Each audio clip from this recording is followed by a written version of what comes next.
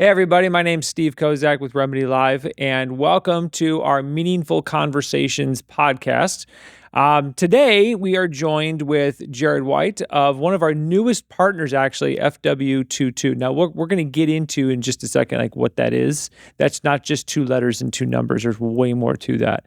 But Jared, thanks for jumping in and joining us. And once again, I feel like you live here at the studio now. I was just That's getting like ready to your new, say this the is your new same thing. thing. Yeah, I love it here. So it's always an honor to be here, and this is the first time I get to actually sit down and talk with you. So Yeah, I had to it's a move win. your pillow and blanket off the couch to sit Yeah. down, but you know And my that's chew bottle. Yeah, your chew bottle. I Nice. have that everywhere I go. So For everyone who probably doesn't know you, I know you are a local celebrity in some circles, but maybe not in all circles. So give us just a little bit about who you are and why you're sitting on my couch.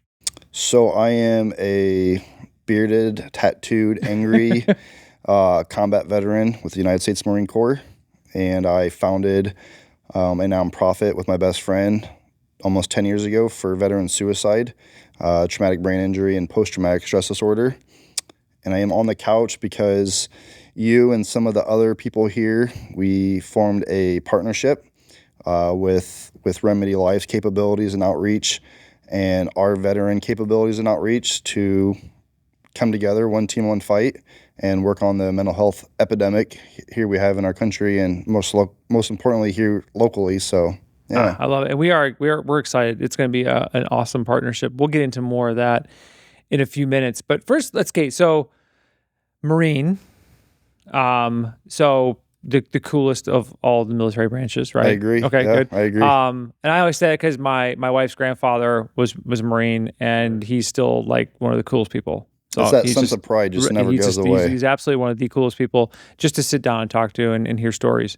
But so talk us through, like, let's go back a little bit pre-military. Like what brought you into that fold to make, to get you into the Corps, and then what you experienced and why mental health, why this journey, why this nonprofit, why this partnership? That's like 100 questions in one. I get it. Go. I get it. So I went to Concordia, Lutheran High School. I went to a private school my whole life. Very religious upbringing. Basically single mom and 3 sisters and myself. Played soccer my whole life. Academics was not a priority in my life. It was chasing women and just being just never listening to anything my mom said. But growing up my whole life, Tyler Egbert, the other co-founder, we've known each other since like 2nd grade. And we had a pretty big circle. We called us party animals through high school, and literally almost every single one of them joined the Marine Corps. I was the only one going to go to the Navy because no soccer people would take me with my academics. And so I didn't really know what I wanted to do. Couldn't play soccer anymore. And he was like, just join the Marine Corps. That's what we're doing. And if you're going to join, you might as well join the best. And I remember not being about it at all. I see the commercials and I'm like, I'm good. That's like, I'm a mama's boy. I've always had everything I want. I'm not trying to get yelled at. And I actually did go down to MEPS for the Navy.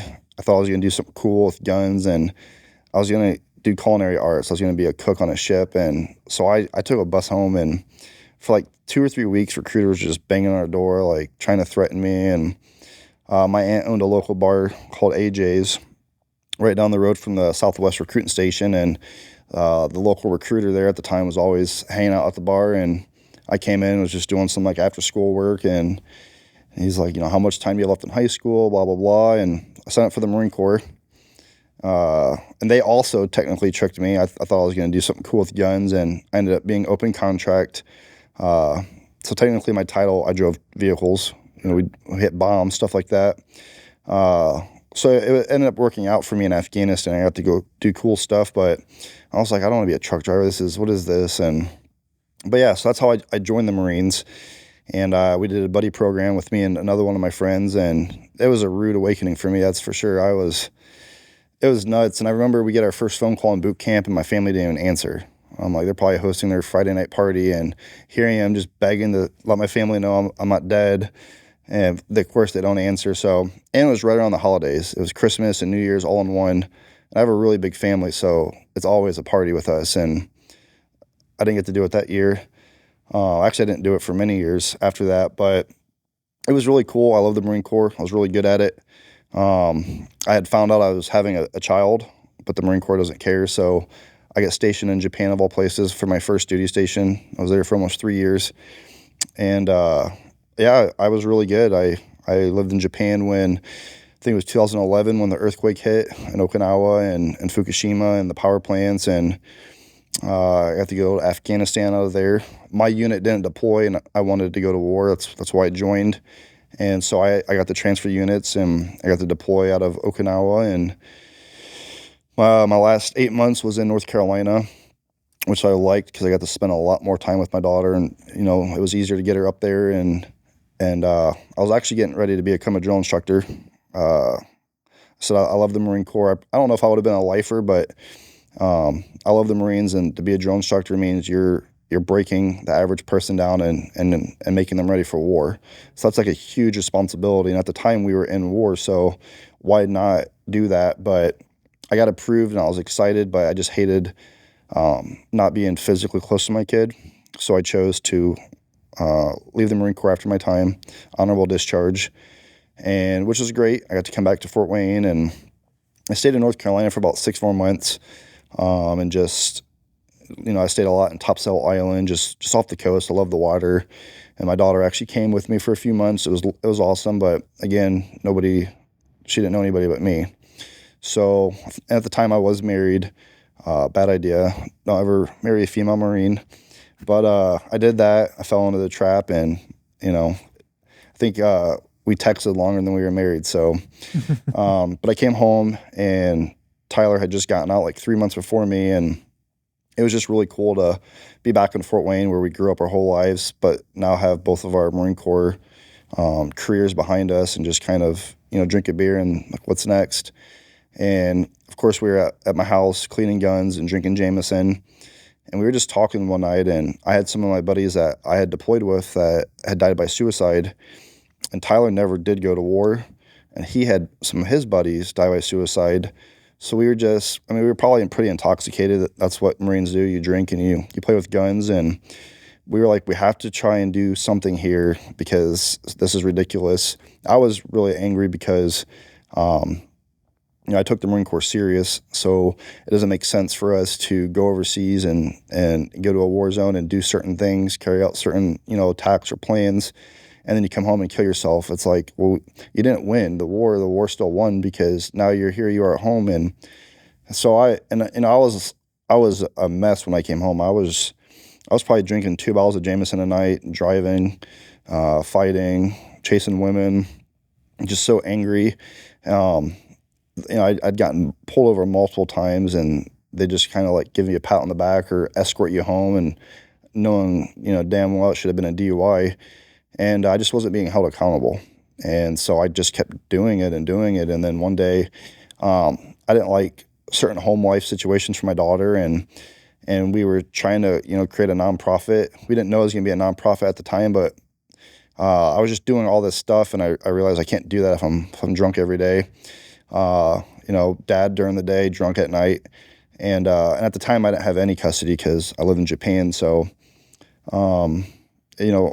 and it all worked out, God's plan for everything works out. I got physical custody over now. So it's crazy how life works. But, I was just trying to learn how to be a dad and, braid hair and not get angry by civilians, which I was always angry. I was always annoyed. I was always frustrated, like those little things. I was just like, what is going on? And you can't just walk up and choke somebody here. It's illegal. So there was a lot of like adjusting for me, and I was all tattooed and in really good shape, so I'd fight anybody back in the day. Now I'm a teddy bear, but it was just I did a lot of like bouncing jobs, security, and started connecting here locally with like other veterans, and they're like, yeah, my buddy just died, killed himself, and I'm just like, this is crazy.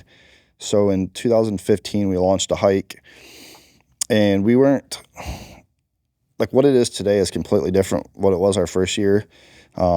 We wanted to do a 22-kilometer hike because there was a movement happening at the time where everybody resonated with the number 22, which is how many veterans a day were taking their own lives.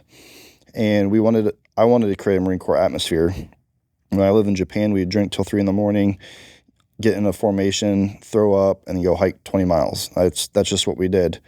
So I wanted to create an event where veterans or active duty, they just felt like if they were still in the military, what they don't show you in the recruiting commercials. And I mean, we had a lot of bad stuff happen the first year. Like Tyler, Marines are dumb at math, and it was 22 miles and not 22 kilometers the first year. So we didn't even get back for like almost 6 hours past our scheduled time. Like my feet were falling off. I think our only sponsor was a gentleman's club. We had a guy dressed as Deadpool, and he was puking on a cop car.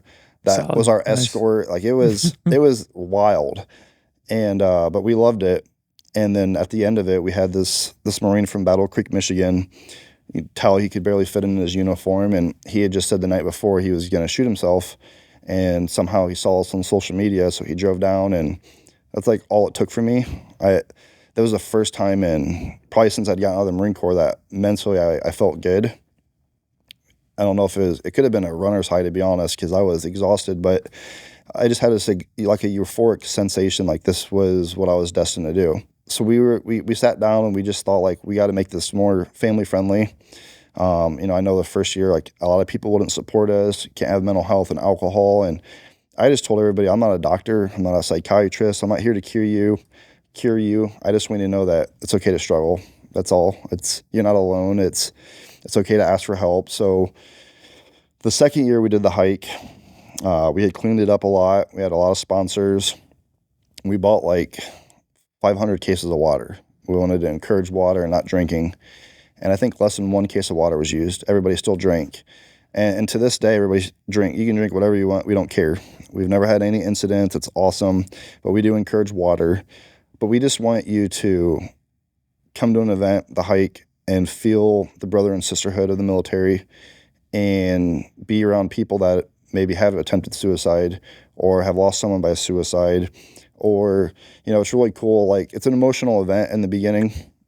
I practically cry every time on stage because it's so passionate to me. And that's usually the only time people ever see me cry. But, I've seen our event before where we had a female veteran that did experience some trauma while in the service, and she wanted to kill herself. And she ended up meeting a family whose son did kill himself, and just seeing how their pain was, she thought, well, that would have been her family. And so that was just beautiful. Yeah. And I think what you guys, maybe even unknowingly, you can correct me if I'm wrong, but it seems like even unknowingly that you tapped into what we talk about as one of the single biggest deterrents to, resorting to suicide or resorting to even substance abuse or whatever, is just by having a strong community, just by seeing others, just by being able to see that, hey, I'm not the only one struggling. I'm not the only one experiencing it. I'm not the only one thinking this. I'm not the only one going through these kinds of struggles. But what what I'm curious about is, just being the dumb civilian that I am, and so many of us, if I could speak for all of us civilians, unless we are somehow intimately connected to the military, we honestly have no idea, right, what you guys go through. The mental toil that it takes on you, the physical toil, all of that, right? We don't know. We might see it on TV. We might see it portrayed, in a show or something along those lines. We might be, hear it talked about. But if 1 in 5 people still struggle with some kind of mental illness or mental health struggle, and last year alone, more than 50,000 people took their lives, we can see that, we can understand that, we can comprehend that. But when it comes to veterans, the rest of us can't fathom the extreme difficulty that you guys have to deal with, right? I mean, is that a fair thing to say? Because we just don't know. I mean, I think just, there's a lot of jobs that, in my opinion, are similar to the military. I think that the only difference, realistically to me, is you just get trained all that in such a short amount of time. I mean, most academies are, in the police and stuff are 4 to 6 months. And the Marine Corps is the longest of all the branches for our training. It's 12 weeks long, but you just get thrown everything at you once in a short period of time. And it's Right. like, how quickly can we break you down physically, mentally, and emotionally, and then build you up to how we want you? Right. You go do your job and then go home. Right. And so I think the struggle there is, well, if you kind of put that time into helping us transition to home instead of just saying, go, good luck, I think that could be a we help. created something and then we just send you back to where you came from, a whole different person than when you came in. So now the adjustment is I can't go back to what I was, Yeah. right? I can't be what I used to be because I'm not that anymore. Yeah. I mean, when again, I grew up in a really close family, all women basically, and we were very loving and close. And when my family first saw me when I graduated from recruit training, they were crying because they were like, "You're a monster. Like, this isn't my son. Like, what happened?" And I'm over here pumped. Like, why aren't you happy? And my mom's crying. She's like, "What did they do to you?" And I was just dead inside. I had no empathy. Wow. I just wanted to kill. I was ready to go, and I loved it. I loved it. And so when I came home, all they teach you is you're going to get a job wherever you want. You're a Marine. Everybody's going to want you. You're the best of the best. And that wasn't the reality. I mean, yeah, employers did like that I was, a combat vet and I was in the Marines, this or that, but I was literally a psychopath. I was so angry. I wanted to you could just honk your horn at me and I was ready to get out and just whoop it out. I was so mad. Do you think that's unique to you or is that pretty common? I just think, so like veterans, I don't want to disassociate combat to non-combat because since I've been doing this for almost 10 years, it's all the same realistically, but we're short-tempered. We have so much anger built inside, so much unresolved emotions.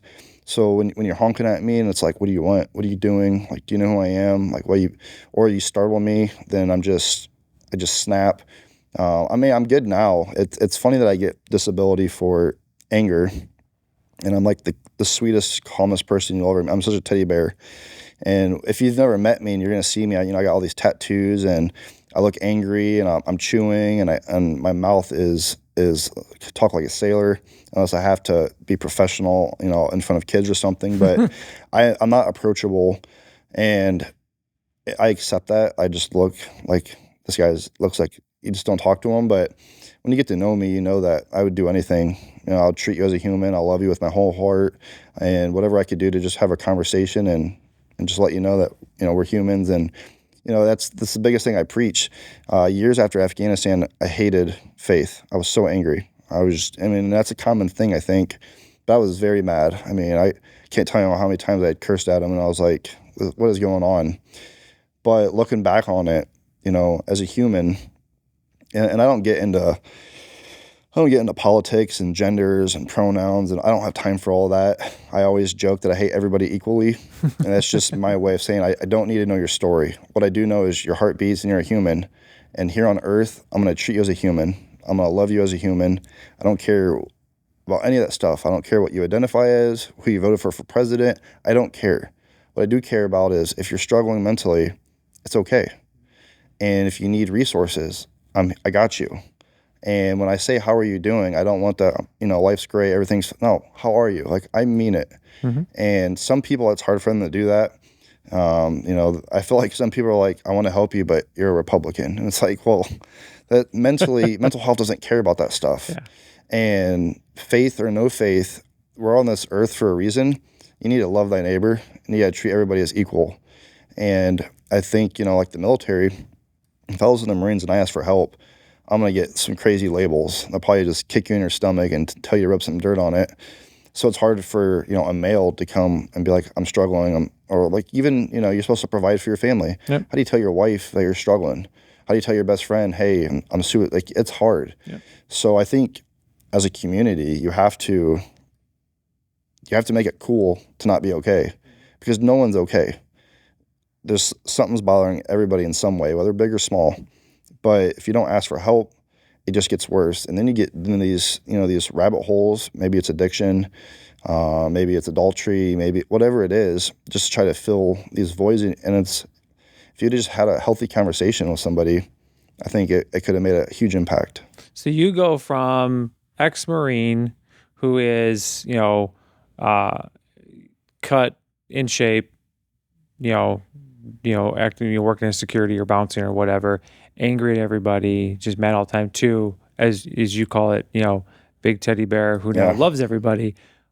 What makes the switch? What made the switch? What transitioned you from essentially one Jared to another? I think it's this. I don't know if it sounds cheesy, but it's what our community needed.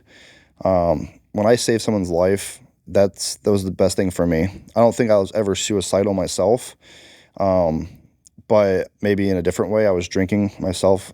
Alcoholism is huge in my family. My dad died from liver failure. My uncles died from liver failure. That's a thing. I didn't think I was ever a huge drinker. I thought me drinking 2 bottles a night in the Marines was normal. But drinking didn't solve anything. If anything, it just made me a version of myself I didn't like. And when I started saving people's lives, I remember I got a phone call at like 2 or 3 in the morning, and the person was suicidal, and I was like, I can't come get you. I'm hammered. I'm like, I'm gonna get an Uber. Like Uber weren't that popular back then here, and that I felt really guilty. Luckily the person didn't go down that path, but here I am supposed to be some type of hope for veterans or for somebody with mental health, and I was too drunk to come and talk to you. So I felt really bad and terrible, and so I just decided, let's just not drink. Let's just make sure that you chose this path, you chose to do this kind of work, so therefore no excuses. Be transparent and resilient and available for those that need you. And I have a daughter, so I want her to have a good father in her life, a good example. My sisters, they didn't have that. I didn't have that. So I wanted my daughter to know, I'm a girl dad. I support what you do. I'm your biggest fan. I'm your biggest cheerleader. And I didn't want her to see me as a guy that's partying at night and bringing random women around. So I just didn't. And I made sure that whatever she could see was what a kid should see. Yeah. But then I just didn't want to fake it. So I just made that, it's not like I can go down a worse hole by being a good person. So I did that, and I started doing a lot of public speaking events and engagements and traveling the state and speaking to units and doing my little political stuff to get endorsements. And at one point, our hike alone, we had $70,000 per event. And then 2 years ago, I stepped away and was like, now it's time to put, my family first. Let's, daughter's, going in the 7th grade. Soon she's going to be in high school, which she is now. And so it's a lot. So I just wanted to be sure I was available. I was traveling all the time for work, but it was definitely time to come back to the organization. I think really big, and I am still a psycho. I'm passionate, so I want to make things happen. That's why, this partnership was happening. I was bugging you and Clinton and everybody else until I could get in, and so You're good at bugging. I am. You are one of the best buggers I have ever seen. Well, a closed mouth don't get fed. That's one of my biggest sayings, and it's true. And I like using me as an example. I don't have like the craziest war stories in the world, but been to war, done some things, seen some stuff. So I'm average. But I think in the veteran community, the fact that I'm tatted and bearded and chew and been to combat, it means I can relate to almost any veteran. But what I love the most is I have such a platform that people hold me on because of what I do. And I like to just sit down and just be amongst the people and say, I am just as you. Let's struggle together. Like, that's one of my favorite things to do. And it's when I was on here with Bare Knuckle Recovery, I don't know if Nate or Tommy did it, but I told them, like, I challenged them, and I challenge you two to do it too. But next time you talk to somebody, stranger or not, just simply ask them, how are you doing? Yep. What's going on in your life, but actually care. A lot of people, they don't listen. They just talk and they wait so they can talk again. But truly just sit back and listen. And you'd be surprised at stuff that they get off their chest. And I guarantee you in a few days, they're going to text you or call and just say thank you. Yeah. That doesn't happen in life anymore. Everything is fake clickbait likes, and it looks good for camera or social media. And then they're back in just sit down and just be a human and just, how's life? Because I realistically can't think of anything in life that is so bad that your only option is to not be here anymore. Yeah. It's crazy.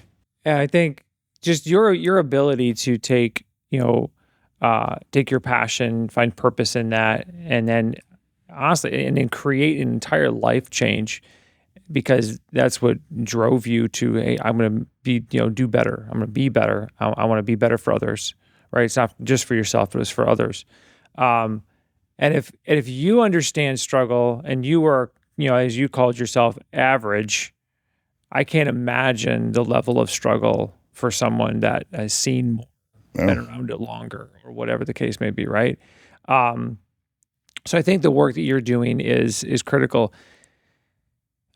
which is why I think this partnership is so critical, which I'm going to talk about in just 1 second. I want to ask one more quick question. We got to answer it quick. Is why, and you may have already touched on this, so I apologize if I'm asking the same question, but why can't, in 30 seconds, why can't I reach veterans and help them with their mental health?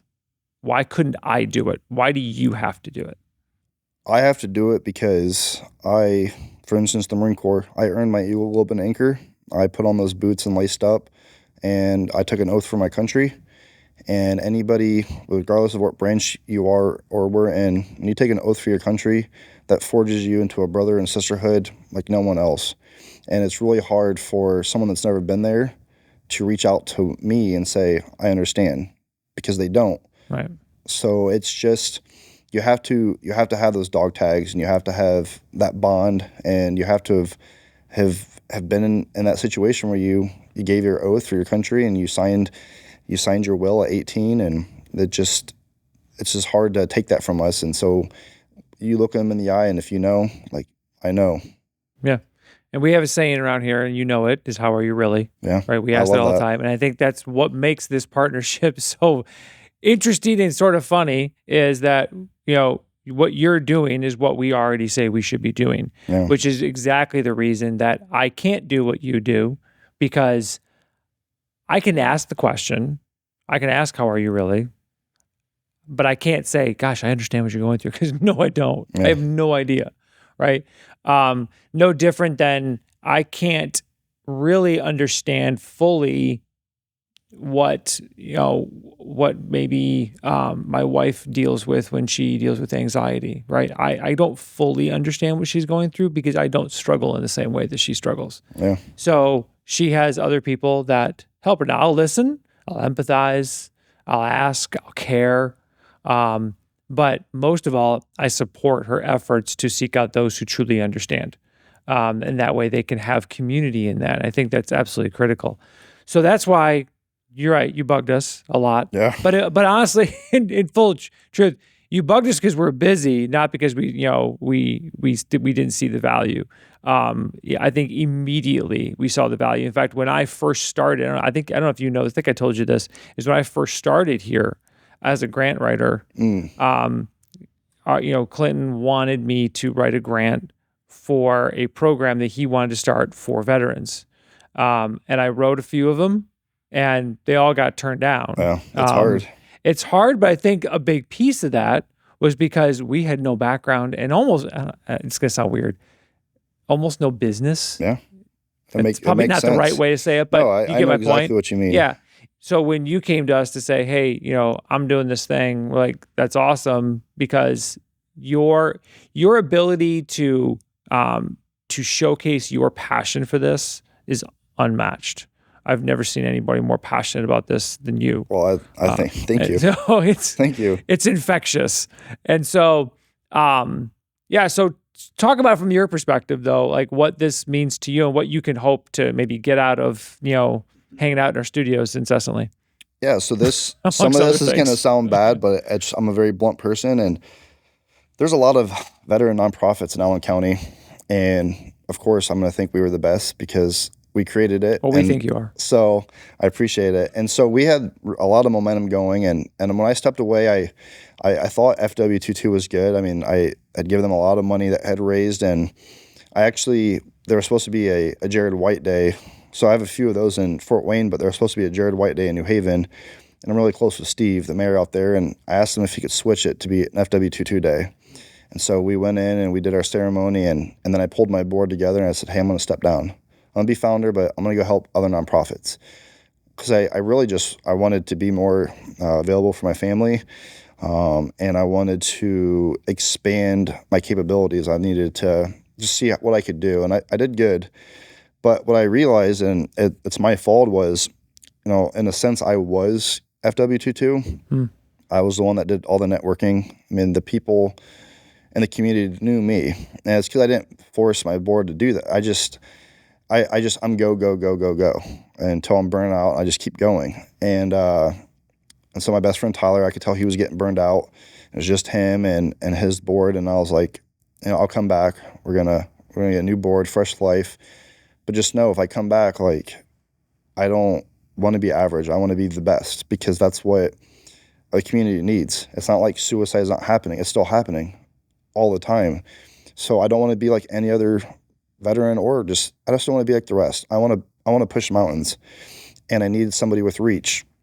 And I'm a firm believer with content creation and ad spending and the marketing. It gets a lot farther than knocking on doors with a pamphlet asking for a $5 donation. And that's just facts. And when I had came on here with Nate, and when I saw the studio, I was like this is what is going on. Like I couldn't fathom it. And I don't know how much they get to see it on the YouTube channel, but like, the studio's We phenomenal. really should turn the cameras around one day. Just do It a is full pan. You insane. can see Noah, and they get It's to see insane. everything. And I've already, I've been asked to do a podcast so many times, but I didn't like the studio. I didn't think it was a good fit. And so I just kept saying no. And when I was on the bare knuckle recovery, I just was blown away. And so I started doing reconnaissance on Remedy Live and the whole story. And the only thing that had, scared me at first was, is this faith-based? And obviously I'm a firm believer, I'm a Christian, but you'd be surprised when it comes to mental health, I have to just be neutral in everything, and which is insane. I wish I could say this is my political affiliation and this is what I believe in and I love the Lord and let me help you. And for some reason that person can say, you can't help me. And it's like, well, I can. So I've had to learn over the years too. Like even my Facebook, I think the only thing I post about is just sports, because everybody has an opinion and I don't care. I just want to help you mentally. So, but I was drawn that you guys were faith-based. And when I had talked to Clinton, it's not like you have to be faith-based to work with Remedy. And his biggest thing was, obviously our bylaws, we have faith in it, but here on earth, we're here to just help you mentally. And that's how I am. If I could talk to everybody about the good that Jesus does do, I'd probably lose a lot of support. And my job is to just save lives. Yep. And maybe one day they'll be ready for that conversation. But your guys' reach, your passion, that's what sold me. And I just thought, with your guys' capabilities and our partnerships, I don't have to do it on my own anymore. I have a board, an organization that can build momentum and push mountains alongside Remedy Live. And it was easy for me. Yeah, it's one of the things that we share in that is that while we are a faith-based organization, we are what Clinton calls, what we would commonly call ourselves pre-evangelistic, which I actually like to use the term apologetic.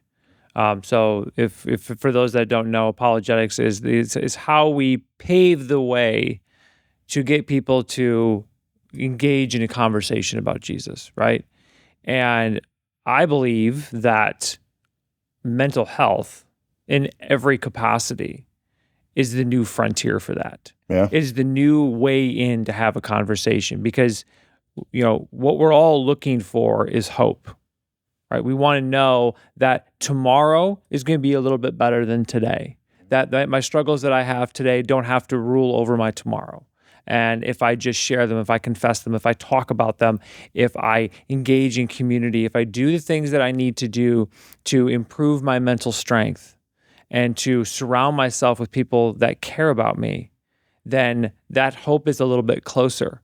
But ultimately, the hope that we're looking for is the hope that's found in Jesus. Now, I'm not going to say that outright in our programs and things that we do, right?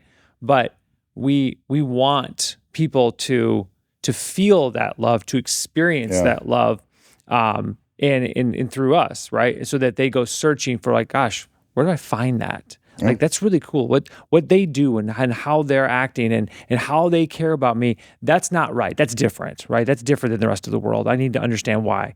And we hopefully open those doors. And that's precisely what you're doing. It's the same thing. So you don't always have to say it. We can be a little bit, a little bit quiet about it, because frankly, I don't know that the world really wants to hear too much about it. So let's just go about it differently. Yeah. Well, that's why I'm a huge fan. That's why on our podcast, I want all the Remedy logo and clips and all that, because, I appreciate. Can I just run in and stick my face in once in a while? Just run around It here? wouldn't bother me. I literally get to chew during my podcast, so I can't ask for much more. I'm pretty pumped. But no, I just feel like, over the next year, we're gonna really put an impact on the community, and there's gonna be a lot of people trying to recreate what we're doing, and I'm excited to take over. Yeah. So so everybody knows. So I'll just do a quick little recap. So essentially, Remedy Live and FW22 are going to pave a way and kind of blaze a new trail and a new path for how we reach veterans, right? So we're gonna, lean on Jared so that he can help us do the job better, and he's gonna lean on us so that we can help him do his job better, and really just walk this path together and this journey together. And I think it's gonna be super exciting. Yeah. And we're looking forward to it. I appreciate your story. I appreciate your passion. I appreciate your desire and your just intense effort to be the best dad possible for your daughter. Dads of daughters, right here. Yeah. I got 3 of them. I have a 15-year-old, and my anxiety is sky high every day. So I don't know. Good on you. I got 15, 12, and 10. Oh. So yeah, I'm gonna have 3 teenage girls in my house all at once. So yay for me. So I super appreciate that, and just what you bring to the conversation of mental health is something that I think is new, it's fresh, it's needed, and I think what we have planned for the future is going to be super cool. So Thank you for being transparent. Thank you for sharing your story. Thank you for just offering up just something a little bit different for everyone to hear, and we'll look forward to more. Yeah, I'm excited to come back anytime. Awesome. Thank you so much.